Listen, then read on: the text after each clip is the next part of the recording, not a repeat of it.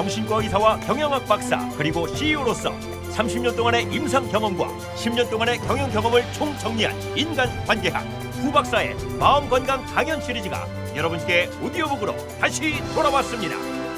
YMI, 힐링 스트레스, 관계방정식, 변화의 신, 그리고 선택의 함정, 자기 개발을 위한 종합 선물 세트, 현대인의 토탈 힐링 성서이며 직장인의 신명심 보감이자 마음을 움직이는 화제의 신간 5권을 지금 인터넷으로 만나실 수 있습니다.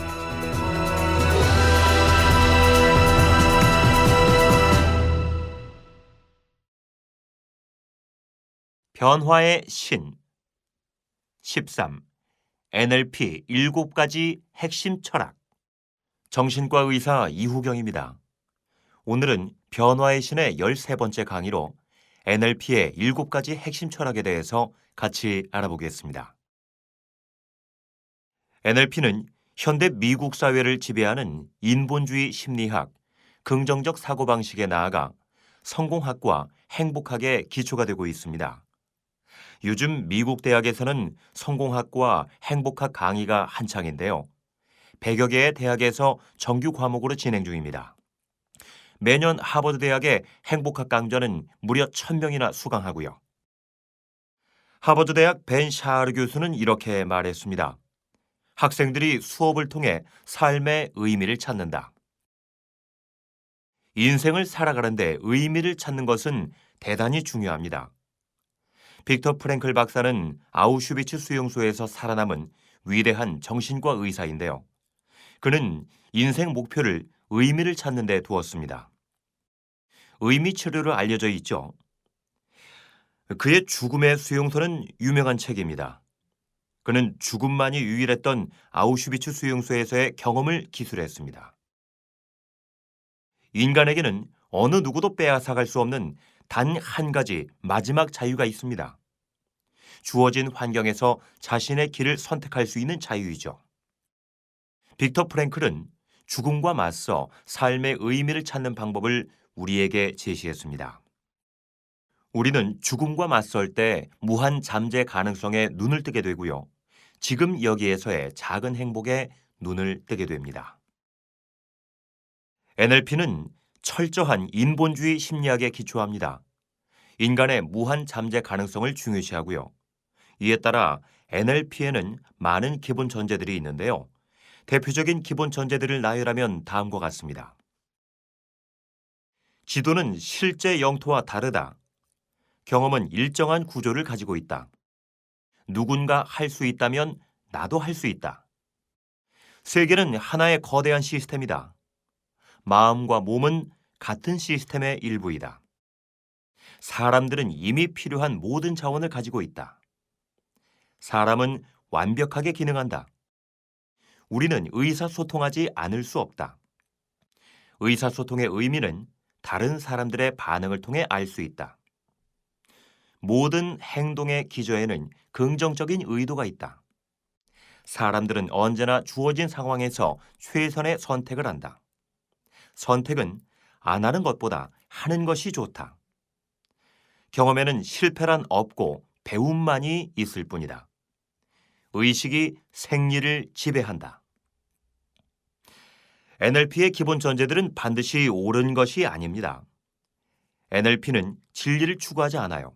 탁월함을 추구하고요. 유용함을 추구합니다. NLP는 인간을 바라보는 새로운 방식입니다. 새로운 전제를 가지고 출발해서 새로운 가능성을 창조하는 겁니다. 오늘은 NLP의 대표적인 기본 전제들 가운데 가장 중요한 7가지 핵심 철학을 살펴보려고 합니다. 첫 번째 철학은 지도는 실제가 아니다입니다. 실제로 아마존 강을 여행할 때 지도 한 장을 가지고 간다는 것은 불가능합니다. 나침반 하나로 태평양을 횡단하는 것은 위험한 일이죠. 컴퓨터 용어로 하면 인간은 1초에 200만 바이트의 정보에 노출되어 있습니다. 그런데 이 중에서 아주 적은 134바이트만이 뇌신경에서 처리됩니다. 그러므로 모든 인간관계에서 사람 간의 정보는 항상 생략되고 왜곡되고 일반화될 수 있습니다. 어쩌면 우리가 상대를 안다는 것은 기적에 가깝습니다. 서로를 이해한다는 것은 신비에 가깝고요. 열 길 물속은 알아도 한 길 사람 속은 모르는 법입니다. 아무튼 우리는 커뮤니케이션 할 때 반드시 자신의 생각이 잘못될 수 있기 때문에 꼭 그렇지 않을 수 있다라는 것을 받아들이는 것이 필요합니다. 관점을 바꾸는 것이죠. 예를 들어 큰 사업을 하다 완전히 망했다고 칩시다. 으리으리한 집에 많은 하인을 거느리고 부인과 가족들, 친지, 이웃들에게 존경받으면서 살던 사람이 하루아침에 거지가 된 건데요. 하늘이 무너져 내리는 일이죠. 평생을 유지했던 돈과 명예와 권력이 사라진 겁니다. 정말 누가 봐도 불쌍하고 가련한 사람이 됐어요. 몸에 병까지 얻었고요. 성경에 욥은 이런 처지에 처한 사람입니다. 사탄의 시험으로 아무런 죄도 없이 하루아침에 돈과 명예와 자식을 잃고 몸에 악청을 얻은 후 부인마저도 욕하면서 욥을 떠났습니다. 그렇지만 욥은 하나님을 절대 원망하지 않았죠. 망한 사람은 그날부터 공원의 벤치가 그의 보금자리가 될 수 있습니다. 개미처럼 바쁘게 살아가는 사람들을 구경할 수 있고요. 봄에는 들에 피는 꽃을 구경하고 여름에는 시원한 녹음 밑에서 쉬고 가을에는 불타는 낙엽을 보고 겨울에는 흰 눈과 더불어 동심으로 돌아갈 수 있죠. 수십 년 동안 짓눌려 왔던 모든 책임감에서 벗어나서 맨발로 바닷가를 뛰어갈 수 있는 기쁨을 만끽할 수 있습니다. 이것이 바로 관점 바꾸기인데요. 꼭 그렇지 않을 수 있다. 이것 하나만 받아들여도 세상이 완전히 바뀔 수 있습니다. 이것 하나만 연습해도 세상을 초월할 수 있어요. 모든 것에는 반대 측면이 있는 겁니다. 부정적인 시각이 순식간에 긍정적인 시각으로 전환될 수 있죠.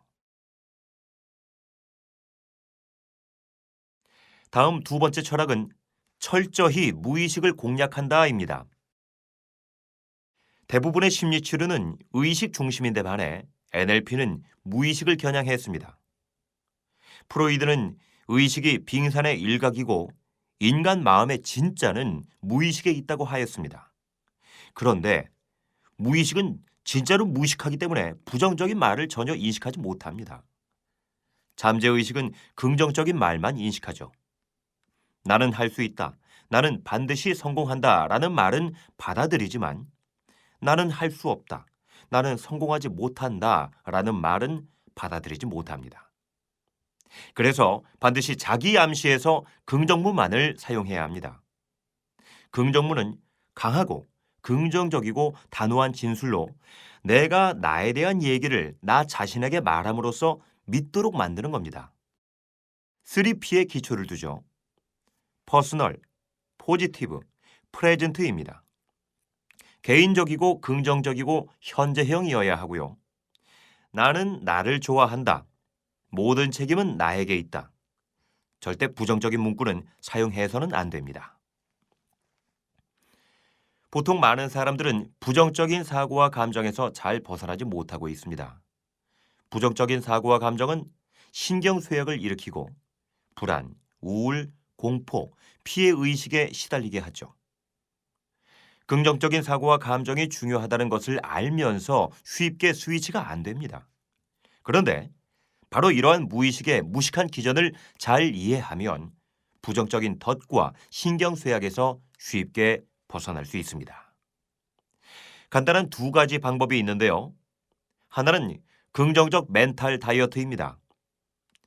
시중에 21일 PMA, 포지티브 멘탈 애티튜드 다이어트로 알려져 있죠. 모든 것이 연결되어 있다라는 말이 있습니다. 월화수목금토 보고 듣고 느끼는 모든 것이 나에게 영향을 미친다는 말인데요. 긍정적 멘탈 다이어트는 3일, 7일, 21일을 인위적으로 계속 긍정적인 생각만을 하는 겁니다. 21일은 닭이 알을 품어 병아리가 부어대는 기간입니다. 이제 아침마다 크게 웃는 겁니다. 우하하하하, 우하하하하, 우하하하하 하고 큰 소리로 외치는 겁니다. 나는 할 수 있다. 나는 해낼 수 있다. 나는 반드시 할 수 있다. 그리고 항상 밝은 장소에서만 사는 겁니다. 완전히 머리를 세뇌시켜 무의식을 작동시키는 거예요. 이것은 마치 군대 훈련과 비슷합니다. 젊은 시절 경미한 신경쇠약은 군대 훈련을 통해 100% 치유됩니다. 생각이 바뀌면 행동이 바뀌고, 행동이 바뀌면 습관이 바뀌고, 습관이 바뀌면 성격이 바뀝니다. 그런데 생각이 행동으로 바뀌려면 감정이 개입되어야 하죠. 그러므로 긍정적 생각을 할 때 강한 감정을 싣는 것은 매우 중요합니다. 감정의 법칙이란 게 있습니다. 약한 감정은 반드시 강한 감정에 의해 소멸됩니다. 약간 슬프면서 아주 화난 사람은 화난 감정만을 느끼는 법이죠. 그러므로 긍정적 생각을 할 때 강한 감정을 실어야 합니다. 내가 진짜 성공한 것과 같은 느낌을 연출해야 하죠. 머리 안에서 상상하고 눈으로 그려보아야 합니다. 그리고 행동이 습관으로 바뀌려면 반드시 반복과 연습이 필수적이에요. 무엇을 하든지 계속 반복하면 새로운 습관이 됩니다. 성경에 70번씩 7번 용서하라고 했습니다. 69번 이상 반복해야 하고요. 100일 기도를 해야 합니다. 보통 심리학자들은 3주면 습관이 바뀐다고 말합니다. 다른 하나는 낙천성 훈련입니다. 신경이 예민한 사람은 지저분한 꼴을 못 봅니다. 완벽해야 하고 작은 환경 변화에도 민감하게 반응합니다. 그래서 완전 반대로 행동하는 것을 연습하는 겁니다. 일부러 행동하기인데요. 회사에 발표할 때 자신 능력의 70%만 해내기, 일부러 지각해서 혼나기, 일부러 져주기, 일부러 욕먹을 짓 하기, 일부러 청소 안 하기, 지저분한 화장실 사용하기 등입니다. 저도 처음 인턴 때 일이 너무 많아질 때 한 가지를 적용했던 적이 있습니다. 아무리 바빠도 엘리베이터 타기입니다.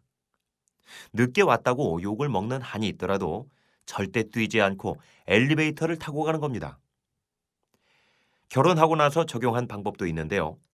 맞벌이 부부였기 때문에 집안 치우기가 쉽지 않았습니다. 그런데 한 가지 아이디어를 냈죠. 한 달 내내 청소 안 하기입니다. 낙천적인 마인드는 대단히 중요합니다. 4가지로 요약되죠. 첫째, 무슨 일이 닥쳐도 괜찮다는 철학입니다. That's okay, that's good입니다. 둘째, 모든 면에서 긍정성을 보는 철학입니다. 셋째, 긍정적인 사람들과 어울리는 철학입니다. 넷째, 아무리 어려운 일을 당해도 배울 점을 찾는 철학입니다. 교훈을 찾는 것이죠. 지구는 인간을 성장시키는 교육 장소입니다. 하늘은 감당할 만한 시련을 우리에게 주시는 법입니다. 시련은 하늘의 선물입니다. 재미있는 이야기가 하나 있습니다. 2사람이 로키 산맥을 등정하고 있었는데요. 한 사람은 낙천적인 사람이고 한 사람은 비관적인 사람이었어요. 그러다가 둘은 산 한가운데서 굶주린 커다란 어미곰을 만난 겁니다. 죽어라 하고 도망가야 하는 시점이죠. 그런데 낙천적인 사람은 천천히 배낭을 내려놓고 운동화를 꺼내 신었습니다. 비관적인 사람이 물었습니다. 빨리 도망가야 하는데 지금 뭐 하는 거냐? 낙관적인 사람이 웃으면서 이렇게 대답했죠. 너보다 빨리 뛰기만 하면 된다. 대단히 낙천적인 사람의 얘기입니다. 세상에 성공한 사람들이 3가지 공통적인 특징이 있습니다. 긍정적인 마인드, 낙천적인 마인드, 그리고 혁신적인 마인드입니다. 다음 3번째 철학은 몸과 마음은 하나로 연결되어 있다입니다. 마음이 몸에 영향을 미치고 거꾸로 몸이 마음에 영향을 미친다는 원리인데요. 서양 의학은 오랫동안 몸의 질환과 마음의 질환을 별개로 생각했습니다. 그런데 과학자들은 차츰 마음이 몸에 강력한 영향을 미치는 것을 발견했습니다. 1930년대에는 의학자들은 모든 질병의 원인이 30%쯤 마음과 스트레스에 있다고 보고했습니다. 1940년대에는 40%, 50년대에는 50%, 70년대에는 70%, 최근에는 거의 90%까지 스트레스가 원인이라고 보고하고 있죠. 감기에서부터 심장병, 뇌졸중, 암에 이르기까지 마음이 관여되지 않는 경우는 하나도 없어요. 많은 사람들이 자신의 입장과 처지를 정당화하기 위해 병을 선택하고 있다는 사실이 심리학적으로 속속 밝혀지고 있습니다. 그런데 동양의학은 처음부터 몸과 마음은 하나라고 주장했습니다. 그래서 기능의학, 전인의학, 통합의학을 강조했죠. 일체유심조라는 말이 있습니다. 모든 것이 마음에 기인한다는 겁니다. 그런데 일체유신조도 있습니다. 모든 것이 몸에 기인한다고 할 수 있죠. 이제 우리는 일체유심조와 일체유신조를 같이 받아들여야 하는 시대를 살아가고 있습니다. 마음이 몸을 바꾸고 몸이 마음을 바꾸는 겁니다. 뇌신경이 몸을 바꾸고 몸이 뇌신경을 바꾸는 거예요. 보고 느끼고 듣고 말하는 오감을 바꾸어서 뇌신경을 변화시키는 겁니다. 물론 이 중에서 말이 가장 강력합니다.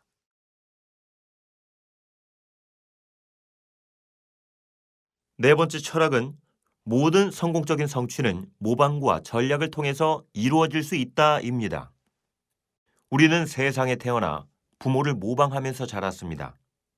성장하면서 선생을 모방하고 선배를 모방하고 친구를 모방하고 책에 나온 위대한 사람을 모방해 왔죠. 성공하기 위한 1급 비밀은 탁월한 성공자를 그대로 모방하는 겁니다.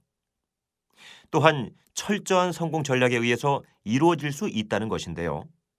성공하는 사람들의 7가지 습관, 공부 잘하는 전략, 머리가 좋아지는 전략, 부자가 되는 전략 등 수많은 것이 있습니다.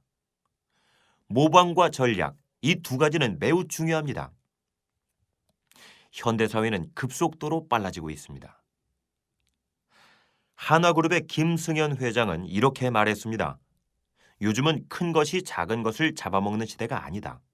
빠른 것이 느린 것을 잡아먹는 시대다. 성공과 발전은 벤치마킹을 통해서 해낼 수 있어요. 여기에 훌륭한 전략이 있으면 That's it입니다.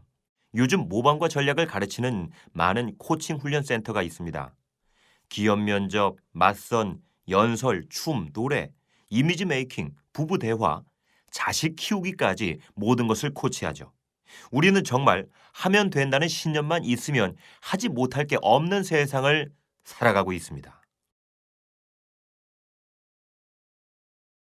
다음 5번째 철학은 순간의 선택은 모두 최선이다입니다.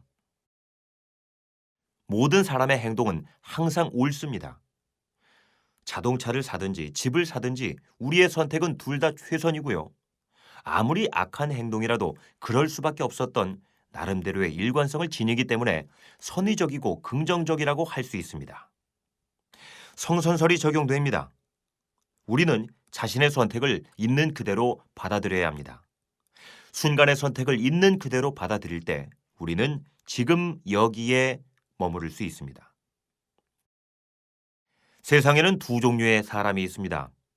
하루를 천년같이 살아가는 사람과 천년을 하루같이 사는 사람입니다. 보통 우리는 세월이 빠르다라고 말하는데요. 천년을 하루같이 살기 때문입니다. 반대로 아이들은 세월이 느리다라고 말하죠. 하루를 천년같이 살기 때문입니다. 여러분, 나이 들어 시간이 빨리 가는 이유를 아십니까? 30대에는 30km, 40대에는 40km, 60대는 60km로 갑니다. 우리가 나이가 들면서 수많은 생각과 잡념에 빠져 살기 때문이죠. 수많은 후회와 걱정에 사로잡혀 살기 때문이고요. 지금 여기를 살아가지 못하기 때문입니다. 아인슈타인은 상대성 이론에서 이렇게 말했습니다. 우리가 빛에 가까운 속도로 여행하게 되면 거의 시간이 정지하게 됩니다. 그래서 하루 동안의 여행이라도 지구에 돌아오게 되면 무려 1000년이란 세월이 흐를 수 있다는 겁니다. 빛에 가까운 속도로 여행한다는 것은 하루를 천년처럼 사는 것과 같습니다. 빛에 가까운 속도로 여행한다는 것은 지금 여기에 머무는 것과 같고요. 과거에 대한 미련과 후회를 떨어버리고 미래에 대한 불안과 걱정에서 벗어나 세상에 종말이 오더라도 오늘 한 그루 사과나무를 심는 자세로 살 때 우리는 하루를 천년처럼 살 수 있습니다.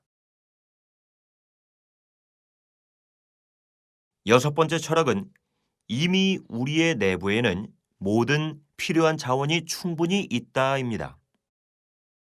우리는 무의식에서 얼마든지 자원을 끌어다 쓸 수 있습니다. 무한대의 잠재 가능한 자원이 있어요. 마르지 않는 샘물과 같죠. 예수께서 야곱의 우물에서 물 길러온 사마리아 여인에게 이렇게 말했습니다. 이 물을 먹는 자는 목마르겠지만 내가 주는 물을 마시는 자는 영원히 목마르지 않을 것이다. 많은 사람들은 보통 자원을 외부에서 구하죠. 그런데 잠시 멈추어 서서 눈을 감고 내부를 들여다보면 모든 자원을 찾을 수 있습니다. 여기 너무나도 아름다운 이야기가 하나 있습니다. 옛날에 한 젊은이가 깨달음을 구하려고 스승을 찾아 여행을 떠나려고 했습니다. 그래서 마을 입구 큰 나무 밑에서 구걸하는 할아버지에게 도움을 요청했어요. 할아버지는 훌륭한 스승이 있을 법한 곳을 여러 군데 알려주었습니다. 젊은이는 긴 여행길을 떠났죠. 산 넘고 물 건너 여러 나라를 돌아다니며 많은 스승을 만났습니다. 그런데도 확실한 깨달음은 얻지 못했습니다. 어느덧 30년이란 긴 세월이 지났습니다. 젊은이는 이제 머리가 하얀 노인이 되어 고향으로 돌아왔어요. 마을 입구에 들어서는데 큰 나무 밑에 아직도 거지 할아버지가 앉아 있었습니다. 그런데 할아버지 머리 위에는 큰 후광이 빛나고 있었죠. 평생을 걸고 찾아 헤매던 스승이 바로 거기에 있었던 겁니다. 그는 달려가 엎드려 절했습니다. 30년 전에는 왜 안 알려주셨습니까? 할아버지가 대답했습니다. 처음 만났을 때 나는 여기에 있었는데 당신은 여기에 있지 않았다. 청년은 눈이 멀어 스승을 알아보지 못한 겁니다. 보물은 멀리 있지 않습니다. 바로 가장 가까운 곳에 있죠. 잠시 멈추어 서서 눈을 감고 내부를 들여다보면 모든 자원을 찾을 수 있어요. 조금만 더 구덩이를 파 내려간다면 반드시 보물을 찾을 수 있습니다.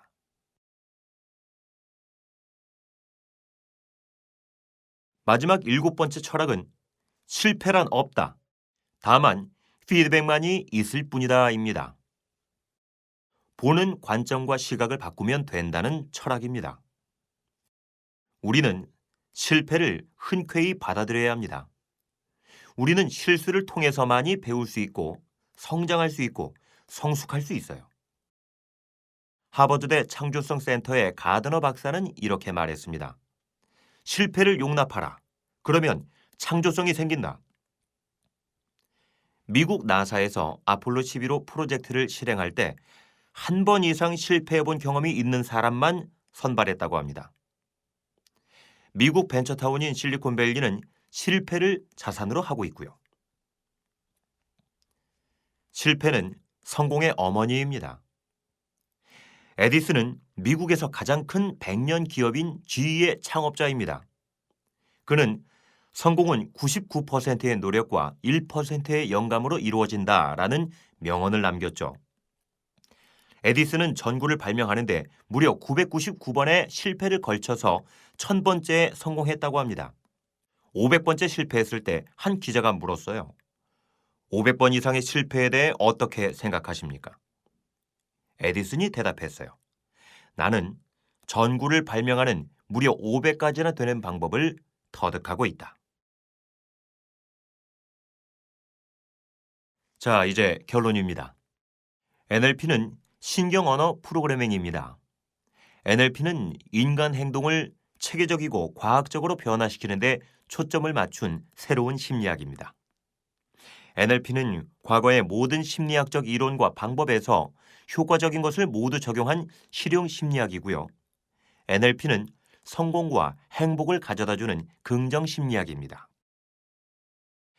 미국의 유명한 성공 전문가이면서 NLP 전문가 앤서니 라빈스도 NLP 마스터 프랙티셔너입니다. 그는 내 안에 잠든 거인을 깨워라 라는 유명한 책을 통해 즉각적으로 성공과 변화에 이르는 길을 제시했죠.